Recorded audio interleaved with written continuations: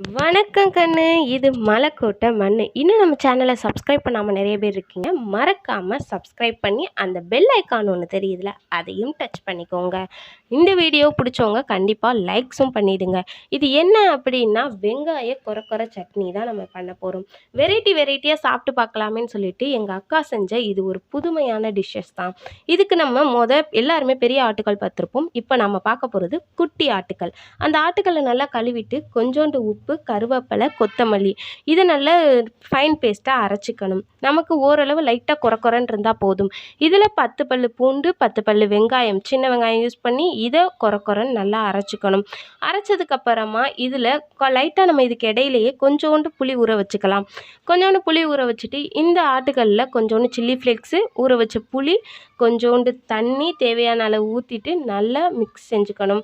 Mix செஞ்சது அப்புறமா நல்ல ஒரு தோசையை ஊற்றி சாப்பிட்டு பாருங்கள். செம்ம டேஸ்டி வெரைட்டியான வெங்காய கொரக்கொர சட்னி உங்களுக்கு ரெடி ஆயிடுச்சு. இந்த சம்மர் சீசனுக்கு பிள்ளைங்களுக்கு வெரைட்டியாக செஞ்சு கொடுக்கணும் அப்படின்னா மறக்காமல் இதை செஞ்சு கொடுத்து எப்படி இருக்குன்னு சொல்லிட்டு மறக்காமல் கமெண்ட் பாக்ஸில் கமெண்ட் பண்ணிடுங்க. இந்த வீடியோ பிடிச்சிருந்துச்சுன்னா மறக்காமல் இந்த வீடியோஸ்க்கு ஒரு லைக் பண்ணிடுங்க.